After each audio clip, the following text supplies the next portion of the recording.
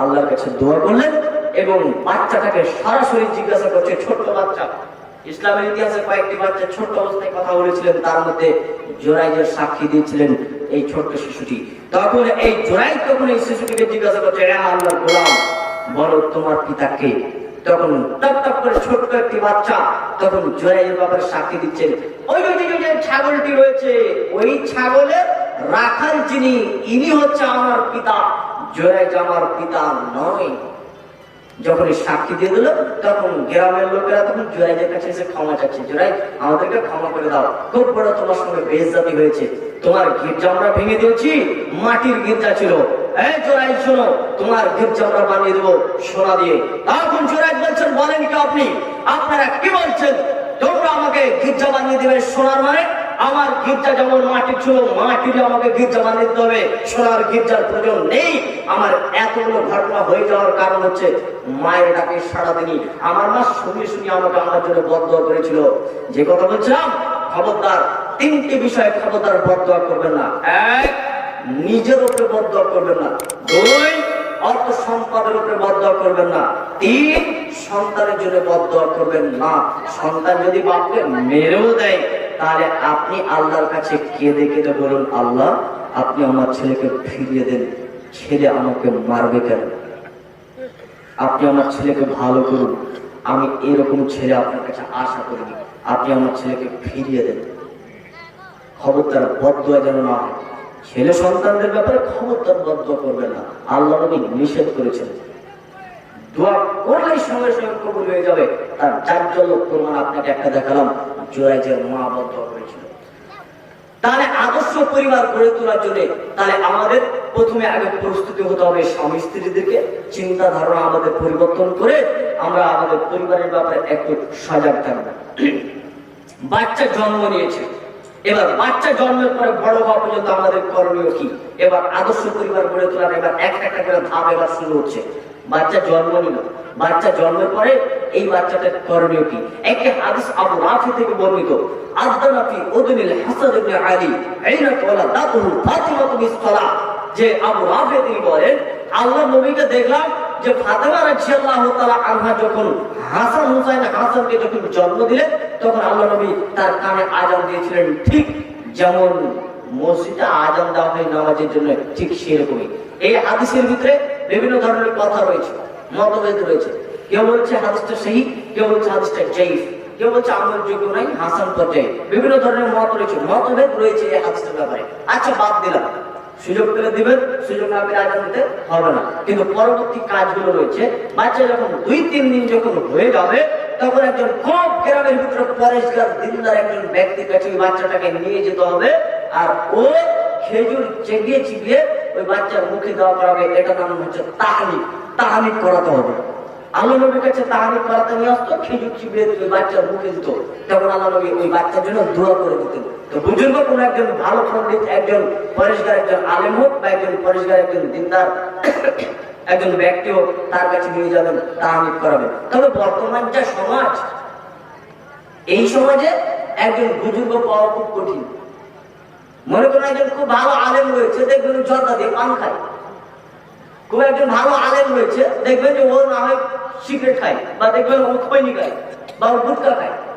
গ্রামের ভিতরে একজন পরেশগার খুব বুজুর্গ একজন ব্যক্তি আপনি মনে করেছেন যে হ্যাঁ, দেখবেন লুকে লুকে খৈনি খায়। কার কাছে তাহনিক করাতে নিয়ে যাবেন? সবাই বিপদে, তাহনিক করাতে নিয়ে যাওয়া যায়, এরকম মানুষ পাওয়া খুব কঠিন। তাহনিক করাতে হবে। এরপরে 7 দিনের দিন জরুরি কিছুগুলি কাজ রয়েছে।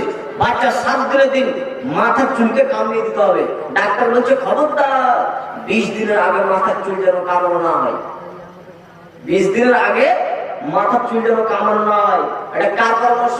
ডাক্তারের। আর মুহাম্মদ সাল্লাল্লাহু আলাইহি সাল্লামের পরামর্শ হচ্ছে 7 দিনের দিন শরীরকে পরিষ্কার করো, নোংরা পরিষ্কার করো, চুলটাকে পুরোটাই কামিয়ে দাও এবং চুল পরিমাণ চাঁদি দান করতে হবে। আদর্শ পরিবার গড়ে তোলার প্রথম ভূমিকা আপনাকে দেখাচ্ছি, বাচ্চাদেরকে আপনি কেমন ভাবে লালন পালন করবেন। শুরু থেকে একটা ইসলামিক পরিবার গঠনে আপনাকে ভূমিকা এইভাবে পালন করতে হবে। 7 দিনের দিন সুন্দর একটি নাম রাখতে হবে, অর্থবোধক একটি নাম রাখতে হবে। যদিও 7 দিনের আগে নাম রাখা জায়েজ রয়েছে, আপনি রাখতে পারেন, তবে 7 দিনের দিন আপনাকে নাম রাখার ব্যাপারে বলা হয়েছে। আগেও রাখতে পারেন। 7 দিনের দিন আকিকা করতে হবে, এ হচ্ছে 7 দিনের দিন আপনার কাজ। এরপরে মা হিসাবে ওর মা ওই বাচ্চাকে অন্তত 2 বছর দুধ পান করাবে। আরো যদি বাচ্চাটা দুধ পান করতে চায় আরো করাতে হবে, কোনো সমস্যা নেই, দুধ পান করাতে পারে। এবার বাচ্চার সঙ্গে আপনি নিজে খেলা করবেন। খবরদার বাচ্চার সঙ্গে অন্য কোনো পাড়ার ছোট ছোট বাচ্চার সঙ্গে খেলতে দিয়ে না, কারণ এই বাচ্চাটাকে যদি আপনি আদর্শ করতে চান তাহলে আপনি নিজে খেলা করেন, নতুবা ওই ছেলেটা যখন অন্য ছেলের সঙ্গে যখন খেলা করবে কত রকমের খারাপ ভাষা সব শিখে যাবে। এই জন্য সন্তানের পিছনে আপনাকে সময় দিতে হবে। আমরা পিতারা, আমরা মায়েরা, আমরা আমাদের সন্তানের পিছনে সময় দিই না। আল্লাহ নবী তীর নিক্ষেপ করা খেলাকে তিনি পছন্দ করতেন, ঘোড়া দৌড় প্রতিযোগিতা খেলাকে তিনি পছন্দ করতেন, সাঁতার কাটা খেলাকে তিনি পছন্দ করতেন। আপনি বাপ আছেন, আপনি আপনার ছেলের সঙ্গে ক্রিকেট খেলেন, ভলিবল ছোট্ট বল খেলেন, আর ব্যাডমিন্টন খেলেন, আপনি আপনার সন্তানের পিছনে আপনি নিজে সময় দেন। অন্য কোনো ছেলেকে, অন্য কোনো বাচ্চাকে সময় তাদের সঙ্গে খেলতে দিবেন না। দিবেন যারা ভালো, ভালোর সঙ্গে ভালোকে রাখতে হবে, খারাপের সঙ্গে নয়। আপনি সময় দেবেন, কোনোদিন হয়তো মাঝে নদী দিয়ে চলে গেলেন, একটু তাকে হেলতে শেখাবেন, সাঁতার কাটতে শেখাবেন। এইভাবে আপনি আপনার সময় আপনার ছেলের পিছনে দেবেন। তাই একটা কথা গল্প মনে পড়ে গেল ছোট্ট, যদিও আমি এগুলো বলতে রাজি নই, তবে শুধুমাত্র বুঝানোর জন্য। জজের কাছে একটা বিচার আসলো, কি পিতার অভিযোগ ছিল যে আমার ছেলেটা সবসময় মোবাইল ফোন দেখে। পিতা অভিযোগ করেছে জজের কাছে। উকিল সাহেব বলছে, জজ সাহেব ছেলেটা সবসময় মোবাইল ফোন দেখে, খাই না, খাওয়া দাওয়া ছেড়ে দেয়, লেখাপড়া ছেড়ে দেয়, সে আপনি কিনা খেতে বসে না, ভালো করে কথাবার্তা বলে না, সবসময় ছেলেটা মোবাইল ফোন নিয়ে ব্যস্ত। অথবা আপনার কাছে আমরা এটা বিচার দিচ্ছি যে আপনি তাদের জন্য শাস্তি দেন, ওই বাচ্চাটা যেন কোনোদিন মোবাইল ফোন না ব্যবহার করতে পারে। তখন জজ সাহেব বলছে, আচ্ছা ঠিক আছে। তখন জজ সাহেব যখন বিচারের রায় যখন দিতে যাচ্ছে, তখন ওই ছোট্ট শিশুটাকে জিজ্ঞাসা করছে, ওই 7-8 বছরের, আচ্ছা বাবা বলো তো, তোমার বাবা যে অভিযোগগুলো করেছে সব কি ঠিক? তখন ওই ছোট্ট বাচ্চা ছেলেটা বলছেন, আমার বাবার যতগুলো অভিযোগ আমার ব্যাপারে করেছেন সবগুলো ঠিক, একটাও মিথ্যা নয়। তবে জজ সাহেব আমার একটা কথা, কি? আমি যখন আমার বাবাকে বলছি, আব্বু আপনার সঙ্গে একটু খেলবো, আমি ব্যাট বল নিয়ে এসেছি, আমার বাবার সঙ্গে খেলবো, এই সময় আমার বাবা বলছে, চলো মার ব্যাট চল, আমার হাতে মোবাইল ফোন দিয়ে মার্কেটে বন্ধুর সঙ্গে চা খেতে চলে যায়। আমি যখন পড়তে বসছি তখন আমি আমার মাকে বলছি, আব্বাকে বলছি, আব্বা আমার সঙ্গে একটু পড়তে বসুন না, তা আমার আব্বা আমার সঙ্গে পড়তে বসে না। আমি আমার আব্বাকে বলছি, আব্বা আমাকে একটু খাইয়ে দাও না, কারণ আমার আব্বা আমাকে খাইয়ে দেয়। যখন আমি কান্না করি তখন আমার কান্না চুপানোর জন্য আমার হাতে মোবাইল ফোন দিয়ে দেয়। তাই তার জন্য আমি মোবাইল এখন অভ্যস্ত। এখন জজ সাহেব আপনি বিচার রায় যা দিলেন তাই দেন। তখন জজ সাহেব বলছে, ওর বাবাকে 5 বছর এরপর থেকে মার্কেটে যাওয়াই বলবো। ওর বাবার জন্য কি রায় দিল? 5 বছর মার্কেটে যেতে পারবে না, ছেলের সঙ্গে সময় কাটাতে হবে। প্রথমে তুমি তোমার ছেলেকে তুমি তো আগে খারাপ করেছো, তারপরে তো তুমি তোমার ছেলের প্রতি তুমি অভিযোগ করেছো, ছেলের প্রতি তোমাকে সময় দিতে হবে। সময় তো তিনি ভাই। তাহলে আদর্শ পরিবার গড়ে তোলার জন্য আমাদেরকে এই বাচ্চাটা এখন 5-7 বছর বয়স, এখন আপনি খেলা করবেন। এরপরে ছেলেটার বয়স যখন হয়ে যাবে 7 বছর, তখন আল্লাহ নবী এবার বিধান দিচ্ছেন, মুরু আওলাদাকুম বিসসালাত ওয়া হুম আবনাউ সাবঈ সিনিন। যখন তাদের বয়স হয়ে যাবে 7 বছর, তখন তাদেরকে নামাজের কথা বলো, আব্বু চলো নামাজ পড়তে চলো, চলো নামাজ পড়তে চলো। মেয়ে হিসাবে মায়েরা বলবে, কই ফাতেমা, জামা চলো চলো চলো নামাজ পড়তে হবে, নামাজ পড়তে হবে। এটা কখন বলবে? 7 বছর, 7, 8, 9, 10-এর আগে পর্যন্ত বলবে, ফাতেমা চলো নামাজ পড়তে চলো, চলো তোমাকে নামাজ শিখিয়ে দিই। বাপ বলবে, হবিবুর চলো আব্বু নামাজ পড়তে চলো, তোমাকে নামাজ শিখিয়ে দিই। এটা কতদিন পর্যন্ত বলবে? 10-এর আগে পর্যন্ত। 10 বছর হয়ে গেছে, নামাজ যদি এখন না পড়ে এখন পিটিয়ে সিধা করে দিতে হবে। 10 বছর হয়ে গেলে এর উপরে হুকুম এখন নাজিল, হুকুম এখন করতে হবে। 10 বছর বয়সে যদি ছেলে সন্তান মেয়ে সন্তান যদি সে যদি নামাজ না পড়ে, তাহলে তাকে পিটিয়ে তাকে নামাজ পড়াতে হবে। এটা আপনার হুকুম, এটা আপনাকে আদেশ দেওয়া হয়েছে। তোমরা তোমাদের সন্তানদেরকে, তোমাদের পরিবারকে খাবার দাও, আর আদরের একটা লাঠি ঝুলিয়ে রাখিও, লাঠি। নামাজ না পড়লে একদম পিঠে বাদটা ছিঁড়ে দিতে হবে, পিঠে জাম তুলে দিতে হবে। নামাজ পড়ে গেলে মানে দুপুরে আপনার খাওয়া দুপুরের সময় তার খাওয়ার কেন? এখন জোহরের নামাজ যদি না পড়ে তাহলে কি করতে হবে? 10 বছর বয়স হয়ে গেছে, কি করতে হবে? পিটতে হবে। কেন পিটার হুকুম দিলেন একটু আপনি চিন্তা করেন। আমার বক্তব্যগুলো কিন্তু এই ধরনের হয়ে থাকে। কোনো একটা কথা বলার পরে কথাটার ভিতরে ডুব মেরতে হবে, ডুব মেরে আমি বুঝিয়ে দিই আপনাদের। তা 10 বছর বয়সে আল্লাহ নবী মারার কেন আদেশ করলেন? মনে করেন আপনি জঙ্গলে শিকার করতে গেছেন, শিকার করতে গিয়ে একটা ছোট্ট বাঘ পেয়ে গেছেন, বাঘের বাচ্চা, ছোট্ট একটা বাঘের বাচ্চা। এই বাঘের বাচ্চাটাকে আপনি টেবিলে বসে রেখে আপনি খেতে পারবেন, কোনো সমস্যা নেই। এই ছোট্ট, এই মাত্র 2-3 মাসের বাঘের বাচ্চা, এই বাচ্চাটাকে নিয়ে আপনি রাত্রেবেলায় ঘুমাতে পারবেন, কোনো সমস্যা নেই। কারণ বাচ্চাটা এখন ওই বাঘটা বাচ্চা, ছোট্ট। তার মানে এর সঙ্গে চলাফেরা করা, ঘুমানো, একসঙ্গে খেতে বসা সব কিছু সহজ হয়ে গেছে। যেদিন এই বাঘটির 2 বছর বয়স হয়ে যাবে সেদিন থেকে সিকিউরিটি গার্ড লাগবে। কেন? হয়তো বা কোনো সময় আমাকে আক্রমণ করতে পারে। যতই শিকারী হয়ে যাক না কেন, ওই খালুরাকে দেখবেন মোবাইল ফোনে খুব বাঘ নিয়ে একদম কত রকমের ভিডিও পোস্ট করছে, কিন্তু ওদের জন্য 4-5টা আবার খালু রেখেছে সিকিউরিটি গার্ড।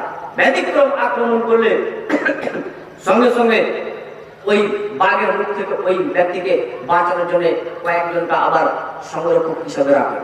তার মানে এই ছোট্ট বাচ্চা ছেলেটি একটি বাঘের মতো পরিণত হবে বড় হয়ে গেলে। তার জন্য আগে থেকে তাকে শিক্ষা দিতে শুরু করতে হবে। যদি 10 বছর বয়সে তাকে যদি মেরে সালাত না আদায় করাতে পারো, মুরব্বী সাহেব আপনার ছেলেটার বয়স এখন 20 বছর বয়স, আপনি আপনার ছেলেকে নামাজ ধরিয়ে দেখান তো, দেখান আপনার ছেলেকে কতবার বলতে হয়। আপনার ছেলেটার এখন 25 বছর বয়স, আপনি আপনার ছেলেকে বলুন যে হাবিব নামাজ পড়ো, বলুন, দেখেন আপনার ছেলের নামাজ ধরে কিনা। আপনাকে এখন পড়াবো কথা বলে, বাবা এখন ছেলেকে এখন ভয়ে কথা বলতে পারছে না, এত ভয়। এর জন্য তোমাদের সন্তানকে ছোট থেকে তোমরা লালন পালন করো, সন্তানের পিছনে সময় দাও, এদিকে নামাজের কথা তোমরা ছোট থেকেই বলো। আচ্ছা, আপনাদের কি বিরক্ত লাগছে নাকি? জি। তাহলে বাচ্চাকে ছোট থেকে আমাদেরকে যদি আমরা এই বাচ্চাকে যদি আমরা সঠিক পথ না দেখাই, এই বাচ্চা কিন্তু বড় হয়ে আপনাকেই আক্রমণ করবে। মুহাম্মদ সাল্লাল্লাহু আলাইহি সাল্লাম বলেছেন, ওয়া ইয়াকসুরাল হারাজ, পৃথিবী ধ্বংসের পূর্ব লক্ষণ হচ্ছে হারাজ বৃদ্ধি হয়ে যাবে। সাহাবীগণ জিজ্ঞাসা করছেন, আল্লাহর নবী হারাজ কি বুঝতে পারলাম না, হারাজ কাকে বলে? তখন আল্লাহ নবী বলছেন, শোনো, হারাজ হচ্ছে হত্যাকাণ্ড। হত্যাকাণ্ড পৃথিবীতে বেশি হয়ে যাবে, মানুষ হত্যা করবে, হত্যা এত বৃদ্ধি হবে, হত্যা এত বৃদ্ধি হবে, হত্যা এত বৃদ্ধি হবে যে এক পর্যায়ে ছেলেরা তার নিজের বাপকে হত্যা করবে, বাপেরা নিজের ছেলেকে হত্যা করবে। যখনই আল্লাহ নবী বলেছেন ছেলেরা তার নিজের বাবাকে হত্যা করবে, সঙ্গে সঙ্গে সাহাবীগণ বলছেন, আরে এই কেমন কথা, ছেলেরা বাপকে হত্যা করবে? সেই সময় থেকে তাদের ব্রেন থাকবে না, সেই সময় তাদের কি বিবেক থাকবে না? তখন আল্লাহ নবী বলছেন, না, সেই সময় তাদের বিবেক থাকবে না। বোঝা যাচ্ছে যে তাহলে আপনার সন্তানকে আপনি ছোট থেকে আদর্শবান করুন। এই সন্তানের হাতে সবসময় মোবাইল ফোন দিয়েন না। চিকিৎসা বিজ্ঞান বলছেন, যদি কোনো সন্তান ছোট বাচ্চা ছেলের হাতে যদি মোবাইল ফোন বেশি বেশি করে দেওয়া হয়, তাহলে তাকে ব্লাড ক্যান্সার হতে পারে। চিকিৎসা বিজ্ঞান বলছে, অতিরিক্ত যদি কোনো মানুষ মোবাইল ফোন দেখে তাহলে তার চোখের টিস্যুগুলো নষ্ট হয়ে যেতে পারে। চিকিৎসা বিজ্ঞান বলছে, অতিরিক্ত মোবাইল ফোন দেখলে শুক্রাণু শরীর থেকে কমে যাবে, নারী পুরুষের শুক্রাণু এবং নারীদের ডিম্বাণু কমে যাবে, যার কারণে তাদের কাছ থেকে আর সন্তান পাওয়ার কোনো আশাই নেই। বিবাহ হওয়ার পর তাদের কাছ থেকে সন্তান হবে না, না হওয়ার সম্ভাবনাটা অনেক বেশি। এটা তো বললাম বিজ্ঞানের দৃষ্টিতে। আর ইমানের দিক থেকে আপনি আপনার ছেলেটাকে মোবাইল ফোন দিচ্ছেন, এখন এই ছেলেটার বয়স হয়েছে 10 বছর, এখন এই ছেলেটার বয়স 7 বছর, এখন সে মোবাইলে কার্টুন ভিডিও দেবে, ছোট ছোট পুতুলের ভিডিও দেবে। এই ছেলেটার বয়স যেদিন 15 হয়ে যাবে সেই দিন সে কিন্তু বিভিন্ন ধরনের নাটক দেখবে, ফিল্ম দেখবে। যখন এই ছেলেটার বয়স যখন 20 হয়ে যাবে, তখন এই ছেলেটা ক্রিকেট খেলা দেখবে, ভলি খেলা দেখবে, ফুটবল খেলা দেখবে। তখন ওর বিবেক, ব্রেন বলবে, বর্তমান পৃথিবীতে কাদেরকে বেশি সম্মান দেওয়া হচ্ছে। তখন দেখা যাচ্ছে কি, আরে একজন ক্রিকেটের প্লেয়ারকে বেশি সম্মান দেওয়া হচ্ছে, একজন ফুটবলের প্লেয়ারকে বেশি সম্মান দেওয়া হচ্ছে, একজন ভলিবলের প্লেয়ারকে বেশি সম্মান দেওয়া হচ্ছে, একজন হিরো নায়ক নায়িকাকে বেশি সম্মান দেওয়া হচ্ছে পৃথিবীতে। তখন ওই ছেলেটা আর ইমাম বুখারী হতে চাইবে না, একজন বড় বুজুর্গ, একজন আলেম সে হতে চাইবে না। তার কারণ সে অভ্যস্ত হয়েছে কি দেখে? মোবাইল থেকে। এই জন্য মোবাইল থেকে আপনাকে আপনার সন্তানকে এড়াতে হবে। বাচ্চা কান্না করছে তাই বলে মোবাইল দিতে হবে? অনেক রকম খেলনা জিনিস আছে, নেন আপনার ছেলেকে দেন, মোবাইল দিন কেন? বর্তমান মোবাইল ফোন এই জাতির জন্য, বর্তমান মোবাইল ফোন আজকে এই জাতির জন্য বর্তমান মোবাইল ফোন আজকে ক্যান্সার হয়ে দাঁড়িয়েছে। মোবাইল ফোন আসাতে সব শেষ, লাইট, টর্চ লাইট শেষ, রেডিও শেষ, টিভি শেষ, টাকাও শেষ, ব্যাংকে যাওয়াও শেষ। টাকা হাতে রাখতে পারছিলেন, এখন ফোন পে হয়ে গেছে, গুগল পে, ফোন পে। আপনি কোনো জিনিস কিনলেন, ওকে নাম্বার পাঠিয়ে দিলেন, 5,000 নাম্বার পাঠিয়ে দিলেন, আপনি জিনিস নিয়ে নিলেন, ও আপনাকে নাম্বার পাঠিয়ে দিচ্ছে। এইরকম চলছে। এমন একটা পর্যায়ে সময় চলে আসবে যে মানুষ আর টাকা হাতে রাখতে পারবে না, তখন মোবাইলে টাকা লেনদেন হবে, মানুষ আর টাকায় হাতে রাখতে পারবে না, এমন পরিস্থিতির সামনে চলে আসছে। এখনই তো লড়তে হচ্ছে না। আমরা দিন দিন আমরা যদি সফর করিনি, আমাদের ভারতবর্ষে যদি দিন দিন পুরো দিন যদি সফর করিনি, আর যদি পকেটে 1 টাকাও যদি না থাকে, মোবাইল ফোন যদি থাকে, তাহলে পুরো আমরা এই ভারতবর্ষটাকে ঘুরে নিতে পারবো। যে যারা মোবাইল ফোন চালায়, যারা গুগল ফোন পে চালায়, তারা বুঝতে পারছে কথা। তাহলে বোঝা যাচ্ছে কি যে মোবাইল ফোন তাহলে আসাতে আমাদের বর্তমান পৃথিবীকে হাতের মুঠে করে দিয়েছে, আর বর্তমানে আমাদের ইমান ঠিক রাখা খুবই কঠিন হয়ে গেছে। সময় তো দিনে ভাই, এরপরে আপনার ছেলে যখন বড় হবে, তখন আপনার দায়িত্ব হচ্ছে আপনি আপনার ছেলের জন্য, আপনার মেয়ের জন্য একটি সুন্দর বিবাহের একটি পাত্র খুঁজে দেবেন, পাত্র পাত্রী খুঁজে দেবেন, তাদের জন্য বিবাহের একটি ব্যবস্থা করে দিতে হবে। এটা হচ্ছে আপনি সন্তানকে আপনি আদর্শবান করে গড়ে তুলবেন ছোট থেকেই। এরপরে অত বড় হয়ে যাবে, তখন তো সে নিজেই সব শিখে যাবে। যে ছেলেটা আপনার বাড়িতে এখন 15 বছর বয়স, নামাজ পড়ছে, ওই ছোট থেকেই কিন্তু পড়ছে। যেদিন ওর বয়স 10 বছর, সেদিন থেকে নামাজ পড়তে এখনো সে পড়ছে। আর যে ছেলেটা আপনার বয়স থেকে 20 বছর 25 বছর নামাজ পড়ে না, ওই এখনো পড়ে না। বলুন গিয়ে তাকে আপনি ধরা তত সহজে পারবেন না। পরিবারকে আমাদেরকে আদর্শ পরিবার গড়ে তুলতে হবে। এটা হচ্ছে আমাদের প্রথম দায়িত্ব হচ্ছে কি, পরিবারকে আদর্শবান গড়ে তোলার আমাদের প্রথম দায়িত্ব হচ্ছে যে আমরা আমাদের সন্তানদেরকে লালন পালন করবো। শুনুন, সন্তানকে যদি আপনি আদর্শবান গড়ে তুলেন, তাহলে বাবা মার জন্য কত উপকার একটু দেখেন। আল্লাহ নবী বলছেন যে মানুষ যখন মারা যায়, এরা মাতালে মানুষ যখন মারা যায়, তখন 3টি কবরে তার আমল পৌঁছে। 3টি। এক,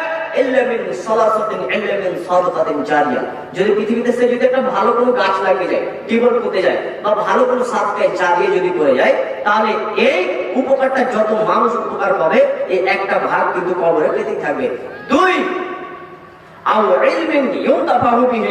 এমন বিদ্যা পৃথিবীতে রেখে গেছে, যেই বিদ্যা জাতির উপকার হয়, এই বিদ্যা পৃথিবীতে রেখে গেছে। সে একজন আলেম করে গেছে বা কোনো একটা বই লিখে গেছে, এরকম বিদ্যা যদি পৃথিবীতে রেখে যায়, তাহলে কবরে পৌঁছতে থাকবে।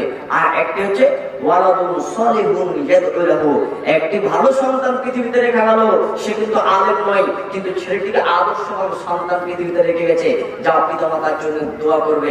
আপনি আপনার সন্তানের জন্য আপনি যদি এখন সময় না দেন, আপনি আপনার সন্তানকে যদি আদর্শবান না করে, তাহলে আপনার সন্তানকে আপনার জন্য দোয়া করবে। জান্নাতের ভিতরে বেশ কিছুগুলি নারী পুরুষের ইজ্জত সম্মান বেড়ে গেছে, বেশ কিছুগুলি পিতার তাদের ইজ্জত সম্মান বেড়ে হয়েছে, তারা বুঝতে পারে না। আরে দুনিয়াতে তো আমরা তেমন খুব বেশি আমল আমরা করিনি, তারপরেও আমাদের এত সম্মান ইজ্জত বাড়লো কেমন? তখন ফারিস্তাদেরকে জিজ্ঞাসা করা হলো, আচ্ছা আমাদের এত সম্মান ইজ্জত বেড়েছে কেন? তখন ওরা বলবে, তোমাদের সন্তানরা তোমাদের জন্য দোয়া করেছে, তোমাদের সন্তানরা তোমাদের জন্য দুনিয়াতে দোয়া করেছে। বোঝা যাচ্ছে যে আদর্শবান সন্তান যদি আপনি গড়ে তোলেন, দুনিয়াতে আপনার যা লাভ আছে, মৃত্যুর পরে আপনার কিন্তু অনেক লাভ, যা আপনার জন্য জান্নাত হবে। সন্তানের জন্য অর্থ উপার্জন করতে হবে, সন্তানের জন্য অর্থ উপার্জন করুন, সন্তানকে খাদ্য দিন। সন্তানের ব্যাপারে আল্লাহ নবী বলছেন, একজন ব্যক্তি এসে বলছে, আল্লাহ নবী আমার কাছে একটি দিরহাম আছে, একটি দিনার আছে, সোনার পয়সা আছে, আমি এই পয়সাটা কি করব? তখন আল্লাহ নবী বলছেন, প্রয়োজন থাকে তাহলে এই টাকাটি তুমি নিজে খরচ করো। তোমার কোনো জিনিস খাবার পর্যন্ত হয়েছে, একটা ড্রেসের প্রয়োজন হয়েছে, এটা তুমি তোমার নিজের জন্য খরচ করো। আল্লাহ নবী যদি এর থেকে যদি আর 1 টাকা যদি থাকে, তখন আল্লাহ রাসূল বলছেন, আনফিক আলা ওয়ালাদি, সেটি খরচা করো তোমার ছেলে মেয়ের পিছনে। আল্লাহ নবী করব? তখন আল্লাহ নবী বলছেন আনফিক আলা খাদিমিক আর আনফিক আলা আহলিক, এটি খরচ করো তুমি তোমার স্ত্রীর পিছনে। আল্লাহ নবী আমার কাছে যদি আর 1 টাকা থাকে আমি এটা কি করব? তখন আল্লাহ রাসূল বলছেন আনফিক আলা খাদিমিক, এটি খরচ করো চাকরের পিছনে। আল্লাহ নবী এরপরে যদি আমার কাছে আর 1 টাকা থাকে সেটি কি করব? তখন আল্লাহ রাসূল বলছেন আনতা আলাম, এটির ব্যাপারে তুমি জানো। বাচ্চাটা দাঁড়িয়ে দাঁড়িয়ে বলছে আব্বু চকলেট নেবো। 5 টাকা বের করে নিয়েছেন আপনি, ফকির এসে বলছে কিছু দেন না গো। তখন আপনি আপনার ছেলেকে চকলেট না দিয়ে আপনি ফকিরকে দিয়ে দিলেন, নেকি এখানে কম রয়েছে। আমি আপনাকে বলে রাখলাম নেকি কম রয়েছে। আপনার ছেলে এখানে চকলেট চেয়েছে, এখানে দিয়ে যা নেকি পেতে এই ফকিরকে দিয়ে আপনি তত নেকি পাবেন না। মুহাম্মদ সাল্লাল্লাহু আলাইহি সাল্লাম বলেছেন সন্তানের পিছনে পয়সা খরচ করতে হবে, সন্তানকে লেখাপড়ার জন্য পয়সা খরচ করতে হবে, তবে বেশি বিলাসিতা দেওয়া যাবে না। আপনার ছেলের একটি কলমের প্রয়োজন, আপনি 5টা কলম নিয়ে দিয়েছেন, বেশি যদি বিলাসিতা দেন তাহলে এই সন্তান কিন্তু ভালো করতে পারবে না। আপনার ছেলের প্রয়োজন 10 টাকা, আপনি দিয়ে দিয়েছেন 20 টাকা, লে কর, আরে টাকা অনেক আছে। জিনা একে অভাবের ভিতরে একটু দেখান, ও যেন পৃথিবীটা একটু বুঝতে পারে, ও যেন একটু আঁচ করতে পারে। আরে আমার মাত্র একটি কলম, এই কলমটা আমি কিভাবে চালাবো, এই কলমটা আমাকে যত্ন করে রাখতে হবে, সে যত্নবান হবে একটি কলম। আপনার কাছে অনেক টাকা আছে তাই বলে আপনি 5টা কলম কিনে দিয়ে না, বেশি বিলাসিতা সন্তানকে দেওয়া যাবে না। আপনার কাছে টাকা অনেক আছে, একদম টাকা আপনি দিয়ে দিলেন, দোকানে যা পাবি খেয়ে যাবি, দোকানটা ফ্রি করে দেওয়া হলো। এইরকম সন্তানকে বিলাসিতা দিয়ে না, আপনাকে ভালোভাবে পড়তে পারবে না। বিলাসিতা যখন পেয়ে যাবে তখন তার পড়ার দিকে মন শেষ হয়ে যাবে, ওই ঘুরে ঘুরে ওই খেলার দিকে, ওই দোকানের দিকে, আমার কাছে অনেক পয়সা আছে, আমার কাছে অনেক কলম আছে, এই অনেক কিছু যখন তার ব্রেন ঢুকে যাবে তখন স্যার পড়তে পারবে না। তাকে একটু কষ্টের ভিতরে রাখতে হবে আবার, সে যেন পৃথিবীটা একটু বুঝতে পারে। আরে আমার কাছে 1 টাকাই, আমার কাছে শুধুমাত্র আজকে 5 টাকা আছে, আমাকে 5 টাকায় আজকে খেতে হবে, আমার স্কুলে এসছে আমাকে 5 টাকায় আজকে খেয়ে চলতে হবে। যদি বেশি টাকা দেন ওর বিলাসিতা বেশি হলে পড়াশোনাটা সে তেমন মনোযোগী হবে না। সময় তো দিনই ভাই, সন্তানের জন্য দুনিয়াতে উপার্জন করে কিছু রেখে যেতে হবে। আপনি আপনার সন্তানের জন্য কিছু দুনিয়াতে উপার্জন করে রেখে যান, যাতে করে আপনার সন্তান যেন কারোর কাছে যেন হাত না পাতে, কিছু দাও এরকম যেন আপনার সন্তান না করে। এই সন্তানের জন্য আপনাকে দুনিয়াতে কিছু উপার্জন করে যেতে হবে। আর আপনি আপনার সন্তানের ব্যাপারে সজাগ থাকবেন। আপনার ছেলে খুব ভালো তাই বলে আপনি আপনার ছেলের নামে বেশি করে জমি লিখে দিয়ে দিয়েছেন, এটা চলবে না।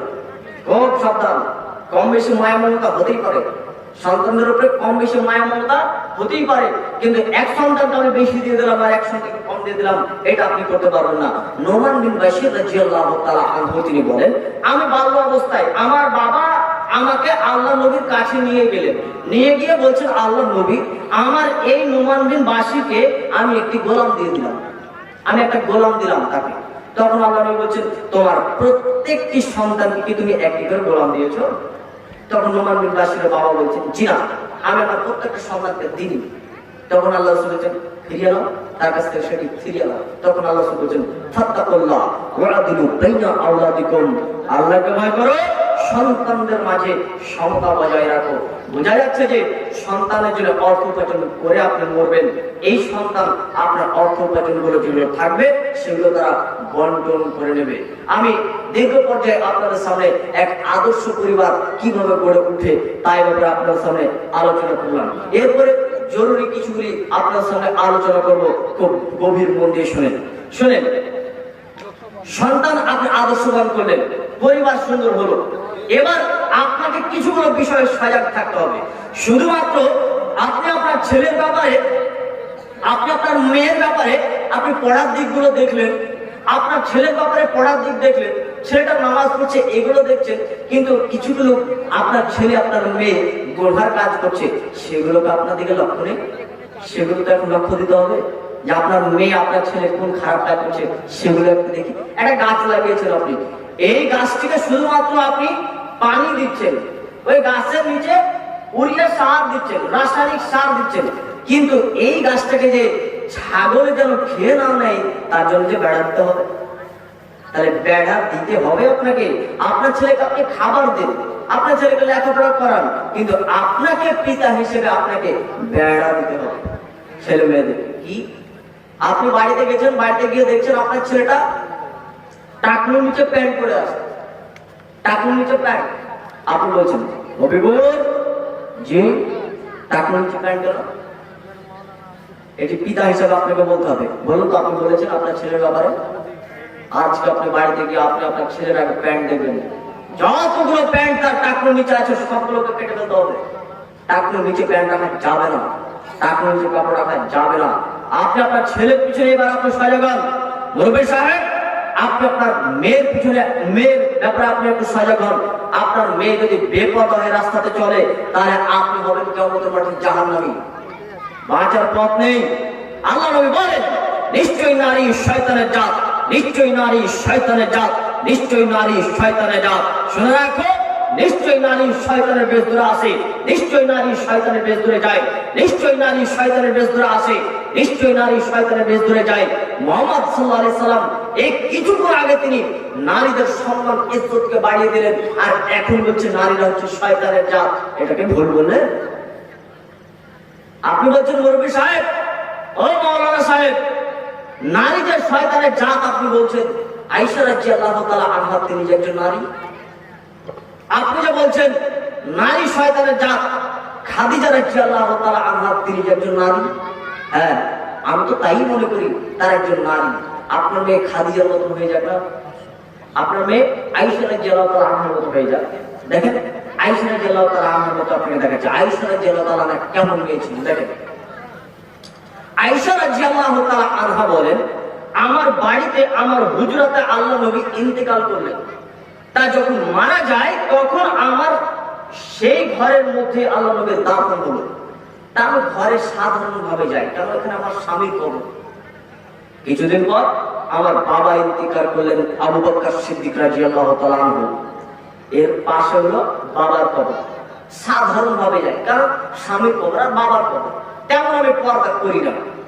কিছুদিন পর কবর হলো ওমর রাদিয়াল্লাহু তাআলা আনহু। এই সময়তে আমি যখন ওই ঘরের মধ্যে যাই, তখন আমি সুন্দর করে পর্দা করে যাই। ওমর রাদিয়াল্লাহু তাআলা আনহুর কবর আছে এখানে, এখানে একজন বেগানা পুরুষের কবর রয়েছে। আমি ওমর রাদিয়াল্লাহু তাআলা আনহুকে আমি খুব বড় লজ্জা পাই। আয়েশা রাদিয়াল্লাহু তাআলা আনহা একজন মৃত ব্যক্তিকে দেখে লজ্জা করছে, আর আপনার মেয়ে ডাউন করে রাস্তা দিয়ে হেঁটে বেড়াচ্ছে, আর টাইট পোশাক পরেছে, ওর না অর্ধেকটা গায়ে রয়েছে আর অর্ধেকটা পড়ে গেছে। আপনার মেয়েকে যদি শয়তানের জাত না বলে কাকে বলবে? মুহাম্মদ? নিশ্চয়ই মেয়ে শয়তানের জাত, নিশ্চয়ই মেয়ে শয়তানের বেশ ধরে আসে, নিশ্চয়ই নারী শয়তানের বেশ ধরে যায়। আয়েশা রাদিয়াল্লাহু তাআলা আনহা বলেন, আমার সঙ্গে আল্লাহর নবী ঘুমিয়ে রয়েছে। হঠাৎ করে দেখছি রাত্রিবেলায় উঠে বের হয়ে হাঁটতে লাগে। তা আমি মনে মনে ভাবছি, আরে আবার অন্য স্ত্রীর কাছে যাচ্ছে নাকি, একটু দেখি। তা আমি পিছু নিলাম, যেতে যেতে দেখতে পাচ্ছি আরে আল্লাহ নবী দেখছি গার করে বাটিতে গিয়ে আল্লাহ নবী হাত তুলে দোয়া করছে, খুব দোয়া করছে। তা আমিও দোয়া শুরু করি, আমি দোয়া দেখছি আল্লাহ নবী কতটুকু দোয়া করে। তা অনেকক্ষণ যাবত দোয়া করলেন। দোয়া যখন শেষ হলো তখন আল্লাহ নবী এবার ঘরের দিকে আসছে। যখনই মুখটা ঘুরেছে আমিও মুখটা ঘোরালাম।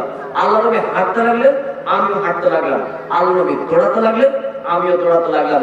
তাড়াতাড়ি করে এসে আমি ঘরের মধ্যে শুয়ে গেছি। আল্লাহ নবী ঘরের মধ্যে আসলেন, আসার পর বলছেন, কি ব্যাপার আয়েশা, এত জোরে জোরে শ্বাস নিচ্ছ যে? তখন বলছেন আয়েশা রাদিয়াল্লাহু তাআলা আনহা বলছেন, আল্লাহ নবী, আমি দেখছিলাম যে আপনি রাত্রিবেলায় আমার কাছে উঠে আপনি কোথায় যান, কোন স্ত্রীর কাছে নাকি।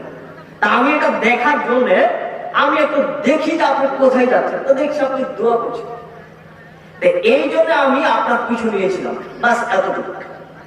আয়েশা রাদিয়াল্লাহু তাআলা আনহা বলেন, আমি যখন রাত্রিবেলাতে, ওই সময়তে যখন রাত্রিবেলাতে যখন আমি বের হই, গভীর রাত, কোনো মানুষ জেগে নেই, পশু প্রাণী নেই, ফাঁকা মাঠ, গভীর রাতে আমি সেই সময়তে উঠলাম।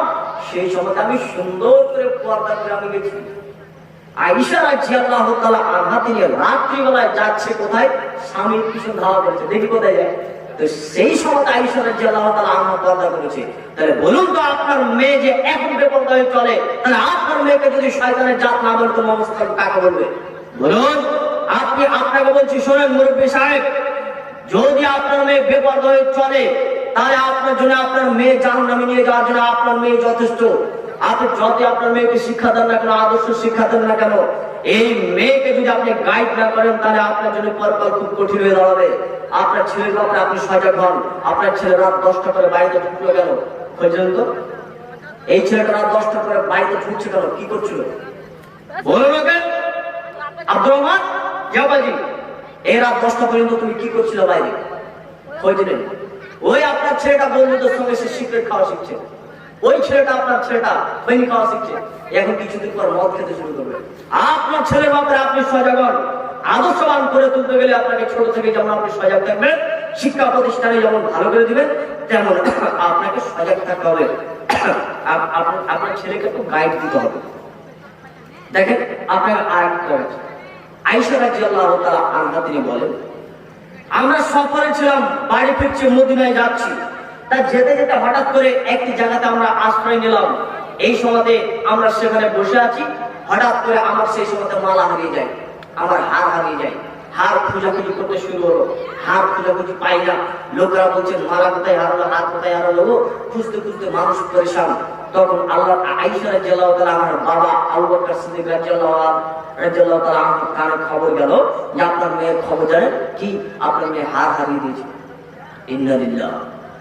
যখনই কথা শোনা আবু বকর সিদ্দিক রাদিয়াল্লাহু তাআলা আনহু চট করে তিনি উঠে গেলেন, সরাসরি গিয়ে তার মেয়ের কাছে যাচ্ছেন।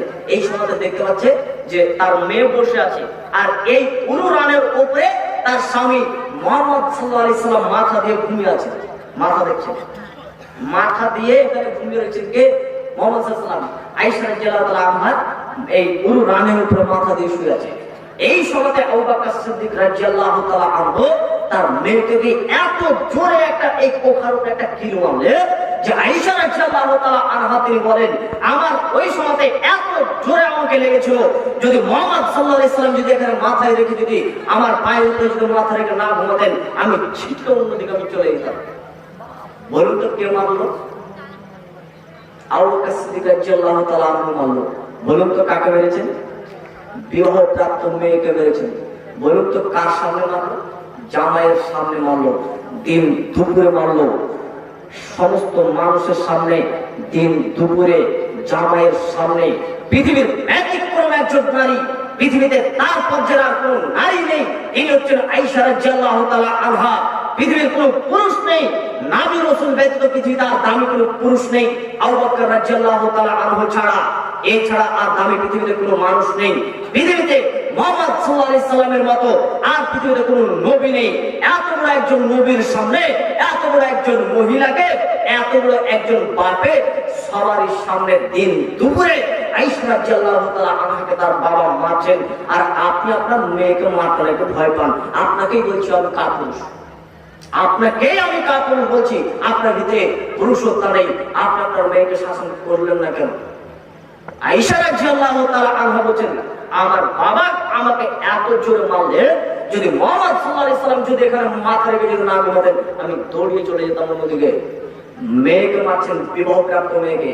এখন যদি জামাই যদি মাথা রেখে যদি মেয়ের যদি মাথায় এখানে পায়ের উপরে যদি মাথা রেখে যদি ঘুমায়, তাহলে আপনি দেখার পরে সঙ্গে সঙ্গে কি করবেন? মুখটা ঘুরিয়ে লজ্জায়। আর আবু বকর সিদ্দিক রাদিয়াল্লাহু তাআলা আনহু তিনি গিয়ে জামাই থাকা সত্ত্বেও সঙ্গে সঙ্গে সেখানে মেরে দিলেন। এই ঘটনা থেকে আমি আপনাকে বোঝাতে চাচ্ছি, আপনার মেয়ে যতই বড় হয়ে যাক না কেন, আপনার মেয়ে বিবাহ দিয়েছেন, বিবাহ দেওয়ার পর খুব ভালো জামাই পেয়েছেন, আলেম একজন জামাই। জামাই খুব আপনার মেয়েকে নামাজ পড়ে যেতে খুব তাগিদ করে। ওই মেয়েটা আপনার বাড়িতে এসে নামাজ ছেড়ে দিয়েছে, বলছে আরাম করি বাইরে। এই বিবাহপ্রাপ্ত মেয়ে আপনার বাড়িতে যদি আরাম করে, তাহলে এর কোন সুযোগ নেই। আপনি বাপ, এখন আপনি তাকে পিটবেন, এখন আপনি তাকে মারার আপনি অধিকার এখন আপনার রয়েছে। আপনি আপনার মেয়েকে মারেন, আমার পরিবার মানে বাবার বাড়িতে কিসের আরাম? নারীরা এগুলো করে থাকে, যার জন্য আমি বললাম। বাড়িতে আসার পরে আপনার মেয়ে যদি এরকম করে, আপনার মেয়ে যদি বেপরদা চলে, তাহলে মুরব্বী সাহেব আপনাকে সজাগ থাকতে হবে। একটি মেয়ে যদি বেপরদাভাবে চলে, আল্লাহ নবী বলেছেন, শোনো, দুইটি পৃথিবীতে পাপ রয়েছে যা না করলেই পাপী। দুইটি পৃথিবীতে পাপ রয়েছে যা মানুষ না করলেই পাপী। এক, যদি কোনো মানুষ জুয়া খেলার জন্য বলে এসো জুয়া খেলি, ওই লোকটা জুয়া খেললো না, অথচ সে জুয়া খেলার মতো অপরাধী কিয়ামত মাঠে গণ্য হবে। দুই, একটি মেয়ে বেপরদা হয়ে রাস্তাতে চলছে, তার যদি কোনো পুরুষ ওর দিকে তাকে, তা আল্লাহ নবী বলছেন বেপরদা হয়ে যদি কোনো নারী চলে, তাহলে এই মহিলাটি হচ্ছে ব্যভিচারিণী, এই মহিলাটি হচ্ছে ব্যভিচারিণী, এই মহিলাটি হচ্ছে ব্যভিচারিণী। অথচ এই মহিলাটি ব্যভিচারই করলো না, কোন পুরুষের সাথে সে ব্যভিচার করলো না। এরপরেও আল্লাহ নবী বলছেন ওই মহিলাটি হচ্ছে ব্যভিচারিণী। কেন বললেন? এই মেয়েটি যদি এখন বেপরোয়াভাবে রাস্তাতে চলে, একে যত পুরুষ দেখবে সমস্ত পুরুষ জাহান্নামে যাবে। এর বাড়িতে যদি যোগ্য ভাই থাকে, যোগ্য ভাই থাকার পরে যদি তার বোনকে না বাধা দেয়, তাহলে এর ভাইকে কিয়ামতের মাঠে জাহান্নামে দেওয়া হবে। এর বাড়িতে যদি স্বামী থাকে, স্বামী থাকা সত্ত্বেও যদি তার স্বামী যদি বাধা না দেয়, এই স্বামী জাহান্নামে যাবে। তার বাপ যোগ্য পিতা যদি বাড়িতে থাকে, যোগ্য পিতা থাকার পরে যদি এই পিতা যদি তার মেয়েকে যদি সজাগ না করে, তাহলে সেই পিতা জাহান্নামে যাবে। বোঝা যাচ্ছে যে তাহলে এক মেয়ে বেপরদা চলার কারণে বেশ কিছু পুরুষকে জাহান্নামে নিয়ে চলে যাচ্ছে। ও নারী জাতি, তোমরা নিজের ব্যাপারে একটু সজাগ হন। আল্লাহ নবী বলছেন, আমি মেরাজে গেলাম, দেখতে পেলাম অনেক নারী জাহান্নামে, অনেক নারী জাহান্নামে, অনেক নারী জাহান্নামে। কেন জাহান্নামে? তারা স্বামীর আনুগত্য করতো না, তারা স্বামীকে তারা মানত না। স্বামী আপনাকে এত করে বলতে হয়েছে এই পোশাকটা পড়ো, খবরদার এইভাবে বাইরে যেও না। আপনার স্বামী শুধুমাত্র চোখের আড়াল হয়েছে, দোকানে দিয়ে গেছে, আপনি আবার ঘুরে বেড়াচ্ছেন, ঢং ঢং করে আপনি ঘুরে বেড়াচ্ছেন। আয়েশা রাদিয়াল্লাহু তাআলা আনহা বলেন, আমার উপরে একটা তহমত দেওয়া হলো। তহমতটা কি? আমি নাকি সাফওয়ান ইবনে মুআত্তালার সঙ্গে আমি নাকি জিনা করেছি। আমি নাকি সাফওয়ান ইবনে মুআত্তালার সঙ্গে জিনা করেছি। আমার উপরে এক অপবাদ দেওয়া হলো। গ্রামে সবাই বলে বেড়াচ্ছে আয়েশা রাদিয়াল্লাহু তাআলা আনহা জিনা করেছে। তখন আমি আমার খালাকে জিজ্ঞাসা করছি, খালা, আমার জিনা করার ব্যাপারে, এই জেনা করাটাকে আমার মা জানে? জানে। আমার আব্বা জানে? জানে। আল্লাহ নবী জানে? জানে। সবাই জানে তুমি নাকি সাফওয়ান ইবনে মুআত্তালার সঙ্গে জেনা করেছো। তখন আয়েশা রাদিয়াল্লাহু তাআলা আনহা বলেছেন, ইন্না লিল্লাহ, জেনা না করে আমি জেনা আমাকে অপবাদ দেওয়া হয়েছে। আল্লাহ নবীর কাছে গিয়ে বলছেন, আল্লাহ নবী, আমাকে আমার বাবার বাড়ি যাওয়ার জন্য অনুমতি দেন। তখন আয়েশা রাদিয়াল্লাহু তাআলা আনহা আল্লাহ নবীকে বলছেন, আল্লাহ নবী, আমার বাবার বাড়ি যাওয়ার জন্য অনুমতি দেন। এই সামনে বাড়ি, বাবার বাড়ি কোথায়? এই সামনে। তো আল্লাহ নবীর কাছে বাবার বাড়ি যাওয়ার জন্য অনুমতি চাচ্ছে, আর আপনার স্ত্রী আপনার বাড়ি থেকে ঢং ঢং করে বের হতো, তো ওই পাড়া থেকে ওই পাড়া চলে গেছে। আপনার স্ত্রী ঢং ঢং করে এই পাড়া থেকে নাকি অমুক মার্কেটে চলে গেছে, বাজার থেকে। ছি ছি ছি ছি, ওর বাড়িতে নাকি যোগ্য ভাই নেই, ওই বাড়িতে নাকি যোগ্য পিতা নেই, ওই বাড়িতে নাকি যোগ্য পুরুষ নেই, সবাই নাকি মরে গেছে। ছি, লজ্জা শরম থাকা দরকার, ইতস্তবোধ থাকা দরকার, হায়া শরম থাকা দরকার। আমরা হচ্ছে মানুষ, আমি মুসলিম। আপনি আদর্শ পরিবার গড়ে তোলার ব্যাপারে দীর্ঘ পর্যায়ে আপনার সামনে আলোচনা করলাম। শুনুন, কবি রবীন্দ্রনাথ ঠাকুর বলেছে, শুনুন, কবি রবীন্দ্রনাথ ঠাকুর বলেছে, সব থেকে বড় বিশ্ববিদ্যালয় হচ্ছে মায়ের কোল। মা শিক্ষা দেবে, এটাই সবচেয়ে বড় শিক্ষা। নেতাজি সুভাষ চন্দ্র বসু বলেছিলেন, তোমরা আমাকে একটি ভালো মা দাও, আমি তোমাদেরকে 10টি সৈন্য দেবো। মহাত্মা গান্ধীজি বলেছিলেন, তোমরা আমাকে একটি ভালো মা দাও, দেশের স্বাধীনতা তোমাদেরকে দিয়ে দেবো। আল্লাহ নবীর ভাষা হচ্ছে, একটি মা যদি আল্লাহ ওয়ালি হয়, একটি মা যদি আল্লাহ ওয়ালি হয়, একটি মা যদি আল্লাহ ওয়ালি হয়, তাহলে এর পেট থেকে যতগুলো সন্তান জন্ম নেবে সব দিনের মুজাহিদ তৈরি হবে। নারী ও পুরুষ জাতি, তোমরা সবাই, তোমরা নিজেরাই, তোমরা তোমাদের সন্তানের ব্যাপারে একটু সজাগ হন, তোমরা নিজেরাই আদর্শবান হন। যদি একটি নারী যদি আদর্শবান হয়, তাহলে তাদের সন্তানগুলো সব আদর্শবান হবে। শুধুমাত্র একটি আপনাদেরকে ঘটনা শুনিয়ে দিয়ে আমি আমার বক্তব্য ইতি করছি। যদিও 1.5 ঘন্টা প্রায় আলোচনা হয়ে গেল, ভাবছিলাম মনে হয় আলোচনা করতে পারবো না। আল্লাহ যতটুকু তৌফিক দিচ্ছে ততটুকু পারলাম। শুনেন, এই ঘটনাটা একটা শুধুমাত্র ঘটনা দিয়ে দিচ্ছি, আপনার অন্তরটা কেমন লাগে দেখেন। একটি যুদ্ধ হয়েছিল, কাদেসিয়ার যুদ্ধ, 16 হিজরিতে। যুদ্ধটির নাম হচ্ছে কাদেসিয়া। একজন খুব পণ্ডিত একজন মহিলা ছিল, তার নাম ছিল কবি খানসা। আরবির এত পণ্ডিত, আর ভাইরা তাকে খুব সাহায্য করতো। কবি খানসার যে স্বামীগুলো ছিল, এরা খুব বদমাশ। প্রথম স্বামী মারা গেল, আরেকটা বিয়ে হলো, এ সব টাকা অর্থ সম্পদ নিয়ে নেয়, দিয়ে খরচ করে দেয়, জুয়া খেলে শেষ করে দেয়। তো কবি খানসার ভাইরা কিন্তু তাকে খুব সাহায্য করতো, টাকা পয়সা দিয়ে ভাইরা কিন্তু খুব সাহায্য করতো। তো কবি খানসার 2টি ভাই ছিল, এক নাম হচ্ছে আমর, এক নাম হচ্ছে সাকর। আমরকে হত্যা করে দেওয়া হয়েছিল আর সাকরকে তীর নিক্ষেপ করা হয়েছিল। তো সাকরের শরীরে যেমন তীর লেগেছে, এই তীর লাগার কারণে সাকর 1 বছর যাবৎ সে বাড়িতে অসুস্থ হয়ে পড়লেন। কবি খানসা বারবার ভাইকে তাহুত করে, ভাইকে যত্ন করে, ওষুধ লাগিয়ে দেয়, আর কবি খানসা শুধুমাত্র কেঁদেই যায় আর দোয়া করে। কবি খানসা ওর ভাইরা ছিল কাফের, ইসলাম কবুল করেনি, আর কবি খানসা হচ্ছে কি মুসলিম। কবি খানসা তার ভাইয়ের জন্য দোয়া করছে আর কবি খানসা তার ভাইয়ের চিকিৎসা করছে। কেন? তার ভাইরা তাকে অর্থ সম্পদে খুব সাহায্য করেছিল। এক পর্যায়ে তার ভাই 1 বছরের মাথাতে ভাই মারা গেল। তো কবি খানসা যখন 1 বছরের মাথাতে যখন তার ভাই সাকর যখন মারা গেলেন, কবি খানসা এত কেঁদেছিলেন, কবি খানসা এত কেঁদেছিলেন, কবি খানসা এত কেঁদেছিলেন যে সেই সময়কার লোকেরা বলতো কবি খানসা কাঁদতে কাঁদতে চোখে কালো দাগ পড়ে গেছিল, কান্নার চোখে কালো দাগ পড়েছিল। কবি খানসা বলতো, কবি খানসা সূর্যকে বলতো, কবি খানসা সূর্যকে বলতো যে হে সূর্য তুমি উঠিও না, আমার ভাই সাকরকে মনে পড়ে। হে সূর্য তুমি ডুবিও না, আমার ভাই সাকরকে মনে পড়ে। এই কবি খানসা ভাইয়ের জন্য খুব কান্না করলেন। 16 হিজরিতে এখন যুদ্ধ, ইয়ামান প্রদেশ থেকে ইয়ামান থেকে সব ওরা সৈন্যদল পাঠিয়েছে, রোম সম্রাট সৈন্যদল পাঠিয়েছে, কোরআনের বিরুদ্ধে যুদ্ধ ঘোষণা করেছে, কোরআনকে পৃথিবী থেকে উঠিয়ে দেবে। কবি খানসা তার নিজের 4 জন ছেলেকে ডেকলেন, নিজের 4 জন ছেলেকে যুদ্ধ হবে কাল। তার আগেই কবি খানসা তার 4 জন ছেলেকে রাত্রিবেলাতে ডেকে বলছেন, বেটা যেদিন থেকে আমার বিয়ে হয়েছে সেদিন থেকে তোমার বাবার সঙ্গে আমন্ত খেয়ালত করিনি, তোমার দাদাদের সঙ্গে কোনোদিন নাফরমানি করিনি, যেদিন থেকে তোমরা জন্ম নিয়েছো সেদিন থেকে তোমাদের সঙ্গে যথারীতিভাবে যত্ন করে তোমাদেরকে লালন পালন করেছি।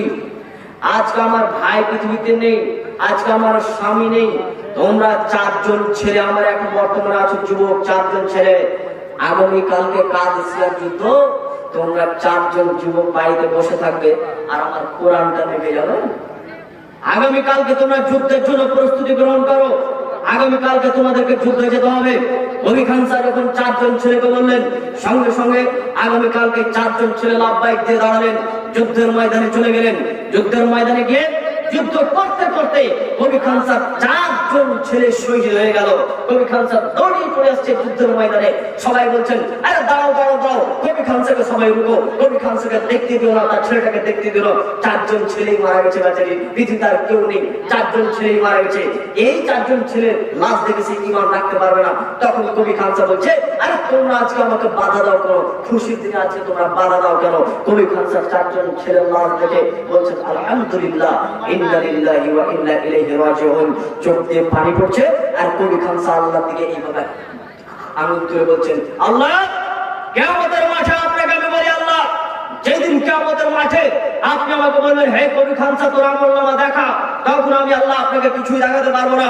আপনাকে আমি আল্লাহ একটাই শুধুমাত্র দাবি রাখি, এই 4 জন ছেলে আপনি দুনিয়া থেকে নিয়েছেন, আমি কোরআনের জন্য এই 4 জন ছেলেকে আপনাকে উপহার দিলাম, এই 4 জন ছেলে আপনাকে আমি দিয়ে দিলাম কোরআনের জন্য। যেদিন কিয়ামতের মাঠে আমার ছেলেদেরকে যেদিন ছায়াতে যেদিন দিবে, সেই ছায়ার তলে আমি হতভাগিনী কবি খানসাকে তাদের মাঝে রাখি। কবি খানসা একজন কেমন মেয়ে ছিলেন যে তার নিজের 4 জন ছেলেকে বলছে, যাও যুদ্ধের মাঠে চলে যাও, শহীদ হয়ে যাও, দরকার নেই। মা যেমন সন্তান তেমন, সমেত তিনি ভাই সন্তানের ব্যাপারে সজাগ হতে হবে। দীর্ঘ কথায় আপনার সামনে 1.5 ঘন্টা আলোচনা করলাম, যদিও আপনারা অনেকক্ষণ বসে আছেন, আমি 1.5 ঘন্টায় আলোচনা করি। ভাবছিলাম যে হয়তো 1 ঘন্টা আলোচনা করতে পারবো, তো যাই হোক আলহামদুলিল্লাহ, তা আপনাদের সামনে বেশ লম্বা টাইম ধরে আলোচনা করলাম। যদিও শরীরটা অসুস্থ ছিল, এরপরে আবার আল্লাহ শরীরটা অনুকূলে দিয়েছেন, হয়তো আল্লাহর এখানে দয়া রয়েছে। তো একটা হাদিস আপনাদেরকে শুনিয়ে দিই। আল্লাহ নবী বলছেন, রাহিমাল্লাহু রাজুলান কামা মিনাল লাইলি ফাসাল্লা আইকাযা আহলাহু। ওই পুরুষটা হচ্ছে সবথেকে দামি, ওই পুরুষটার প্রতি আল্লাহ রহমত নাজিল করেন, ওই পুরুষটার প্রতি আল্লাহ রহমত নাজিল করেন। কোন পুরুষটা? যে পুরুষটা ঘুম থেকে উঠে দেখছে, আরে আমার স্ত্রী এখনো ঘুমিয়ে রয়েছে, তখন ওই স্ত্রীকে পাটাকে লড়ালো, যদি না উঠে হালকা পানি ছিটিয়ে স্ত্রীকে নামাজ পড়ালো। আল্লাহ নবী বলছেন রাহিমাল্লাহু রাজুলান, এই পুরুষের প্রতি আল্লাহ রহমত নাজিল করেন। রাহিমাল্লাহু ইমরাতান কামাত মিনাল লাইলি ফাসাল্লাত আইকাযাত জাওজাহা, ওই পুরুষের প্রতি আল্লাহ, ওই নারীর প্রতি আল্লাহ রহমত নাজিল করেন, ওই নারীর প্রতি আল্লাহ রহমত নাজিল করেন যেই নারীটি রাতের বেলায় আগে ঘুম থেকে জেগে গেল, জাগার পর দেখছে যে আমার এখনো স্বামী ঘুমিয়ে রয়েছে, তাই বলে সে তার স্বামীকে একটু লড়িয়ে দিয়ে তার স্বামীকে উঠালো। যদি না উঠে তাহলে তার স্বামীকে হালকা পানি ছিটালো, পানি ছিটিয়ে তার স্বামীকে জাগালো। আল্লাহ নবী বলছেন, এবং ওরা দুজনেই নামাজ পড়লো, তা আল্লাহ নবী বলছেন রাহিমাল্লাহু ইমরাতান, এর প্রতি আল্লাহ রহমত নাজিল করেন। এখন চলেছে জি আরেকটু বলবো জি। ও আচ্ছা আচ্ছা, শরীরটা খুব অনুকূলে নেই গো জি। আচ্ছা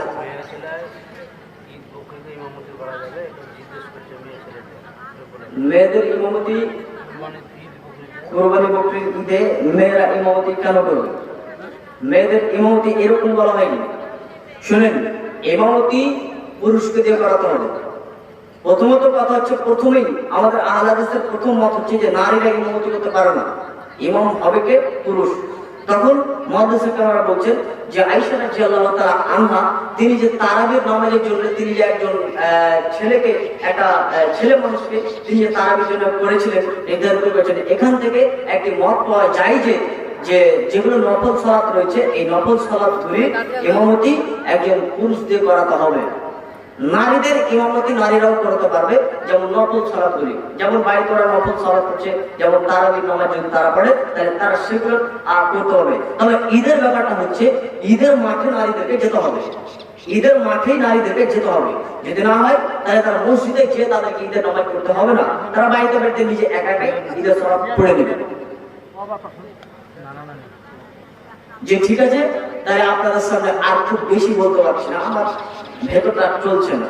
আর যদি ফের আবার আসা হয় তাহলে আবার ইনশাআল্লাহ আপনাদের সামনে আলোচনা করা হবে। শেষের দিকে কালেকশন হচ্ছে তো। আচ্ছা, এখানে যতগুলো লোক আপনারা আছেন, যদি কেউ কালেকশনে আর টাকা দিতে কেউ যদি বাকি থাকেন তো দিয়ে দেবেন। কে বলছে গো? আমি গজল আগে বলতাম, এখন ছেড়ে দিয়েছি। এখন গজল এখন আর বলা যাবে না, ঠিক নেই। শুনেন, আচ্ছা মসজিদের জালসা রয়েছে, তো আপনাদের ভিতরে যারা এখনো বাকি রয়েছে, টাকা দিতে এখনো যারা বাকি রয়েছেন, একটা লোক কাপড় সাফ করতে গেছে, তো কাপড়টা যদি নোংরা হয় তো পরিষ্কার করতে যায়, তো নদীর ধারে গিয়েছে, একটি পাথরের উপরে কাপড় পরিষ্কার করবে। তো কাপড় পরিষ্কার করতে যাওয়ার একটি উদ্দেশ্য, তো অটোমেটিক্যালি দুটো জিনিস আরো পরিষ্কার হয়ে যায়। কি জানেন, উনি কাপড় পরিষ্কার করবে, এটা তো কাপড় পরিষ্কার হবে, কিন্তু ওর হাতে যে খারাপ নোংরা লেগে থাকবে হাতটাও পরিষ্কার হয়ে যাবে। কিন্তু যেই পাথরের উপরে কাপড় পরিষ্কার হবে, পাথরে যদি কোনো নোংরা লেগে থাকে পাথরটাও পরিষ্কার হয়ে যাবে। আমাদের সকলের উদ্দেশ্য ছিল কি, যে মসজিদের উন্নতি করবে একটি আমাদের এই জালসা। তা আপনি এই জালসাতে আসলেন, আসার পর আপনি কোরআন হাদিস শুনলেন, এখান থেকে আপনি আপনার পরিবারকে ঠিক করবেন, এটা আমাদের প্রথম উদ্দেশ্য। কিন্তু এখানে এসে আপনি কিছু এখন দান করবেন, এটার আপনি এক্সট্রা আপনি কিয়ামতের মাঠে নেকি পেয়ে যাবেন। আর যে জায়গাটা আপনি বসে এই কোরআন হাদিস আলোচনা শুনলেন, কিয়ামতের মাঠে এই জায়গাটা আপনার জন্য সাক্ষী দেবে। উদ্দেশ্য ছিল জালসা, অথচ আমাদের দুটো অটোমেটিক্যালি হয়ে যায়। তো এখানে কেউ 1 টাকা না দিয়ে যাবেন না, এসেছেন মসজিদের জন্য, মসজিদে যেন কিছু হয় তার জন্য অন্তত 1 টাকা হলে আপনারা দিয়ে যাবেন। 5,000 10,000 যে যত পারবেন দিয়ে যাবেন। আর নারীদের ভিতরে কালেকশন হয়েছে, কালেকশন যথেষ্ট তারা দিয়েছে, যাক আলহামদুলিল্লাহ। তো শুধুমাত্র আমার কথাতে কেউ যদি দুঃখ পেয়ে থাকেন ক্ষমা দৃষ্টিতে দেখবেন। কথা এইভাবেই বলাটা বর্তমান যুগে প্রয়োজন। বর্তমান যুগে এইভাবে না বললে সমাজ পরিবর্তনের দিকে আসে না বলে আমরা মাঝে মধ্যে দু একটি কড়া ভাষা বলে থাকি। আল্লাহর কাছে আমরা শেষে দোয়া করি। আর আমরা যারা এখানে যতগুলো মানুষ উপস্থিত রয়েছি, যারা চলে গেছে, সকলকে সকলকে আপনি ক্ষমা করুন। আল্লাহ আপনি বড় মেহেরবান, আপনি বড় দয়াবান। আজকে আমাদের এই জালসাটি, আপনি যে আমাদের এই জালসাটি কবুল করেছেন, আগামীতে আমাদের যে প্রোগ্রামগুলো হবে আল্লাহ যেন আপনি সেগুলোকে কবুল করেন, বলুন আল্লাহুম্মা আমিন। যতগুলো লোক এখন অসুস্থ অবস্থায় বাড়িতে পড়ে রয়েছে, আল্লাহ আপনি তাদেরকে আরোগ্য দান করেন। যে সমস্ত লোকেরা মানুষের আত্মীয় স্বজন কবরবাসী হয়ে গেছে, আল্লাহ তাদেরকে করুন। আল্লাহ যে সমস্ত লোকেরা এখনো আপনার মজলিসে আসতে পারেননি তাদেরকে মজলিসে আসার জন্য আগামীতে তৌফিক দান করুন। যে ছেলেগুলো এখনো নামাজ ধরেনি আল্লাহ তাদেরকে নামাজ ধরার তৌফিক দান করুন। আল্লাহ আমরা যারা প্রত্যেকেই আমরা যেন প্রত্যেকটা মানুষ যেন আমরা নিজের পরিবারকে আদর্শ পরিবার গড়ে তোলার জন্য আমরা যেন যথাযথভাবে ডিউটি পালন করতে পারি, এই তৌফিক আপনি আমাদেরকে দান করুন। আল্লাহুম্মা আমিন। এখান থেকে আমার বক্তব্য ইতি করছি। এখন মেডিসিন করবো না আর বক্তব্য দিবে নেই আর কেউ? আচ্ছা ঠিক আছে, আমার সঙ্গে আপনারা দোয়া পড়েন, মজলিসের দোয়াটা আমরা করে নিই। যদি মজলিসের ভিতরে যদি কথাবার্তার ভিতরে যদি আমাদের ভুল ত্রুটি হয়ে থাকে তাহলে এটা দিয়ে ক্ষমা হয়ে যায়। বলুন আমার সঙ্গে আপনারা দোয়া। সুবহানাকা আল্লাহুম্মা ওয়া বিহামদিকা আশহাদু আল্লা ইলাহা ইল্লা আনতা আস্তাগফিরুকা ওয়া আতুবু ইলাইক। আসসালামু আলাইকুম ওয়া রাহমাতুল্লাহি ওয়া বারাকাতুহু।